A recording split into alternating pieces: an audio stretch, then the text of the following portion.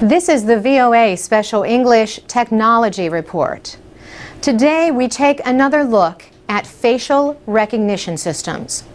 These can tag friends in Facebook photos or help police identify suspects in the recent riots in Britain.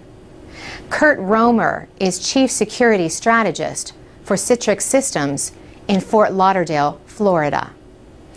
He says technology makes it easier than ever for governments to identify and target people. And it is very much a fine line between effective law enforcement and privacy. Christine Unsworth researches information policy at Drexel College in Philadelphia, Pennsylvania. She says she is concerned that governments and police are increasingly using facial recognition software without clearly defined policies. There is so much secrecy around this information that we don't really know how these kind of images or other sorts of personal data points are being used, how long the information is being retained. Questions like these are part of a larger debate about privacy and free speech. After the riots, British Prime Minister David Cameron raised the possibility of interfering with social networks. He said the question was whether it would be right to stop people from communicating when we know they are plotting violence, disorder, and criminality. China's official news agency, Xinhua, says the British government recognized that a balance needs to be struck between freedom and the monitoring of social media tools.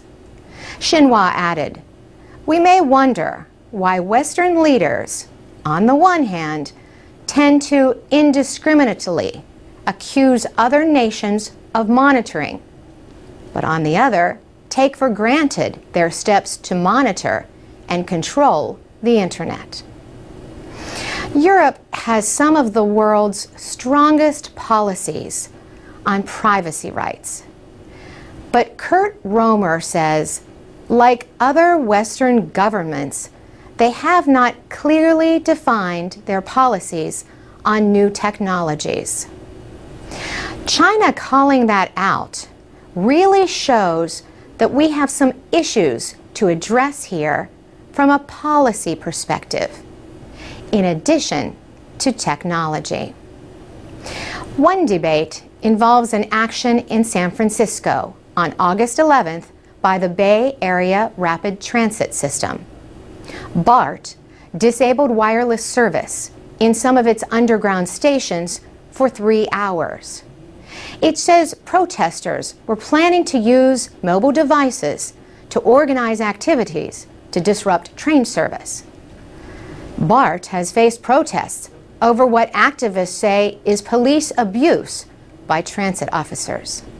BART says it acted to protect public safety. The American Civil Liberties Union of Northern California says the decision was in effect an effort by a government agency to silence its critics. For VOA Special English, I'm Carolyn Presutti.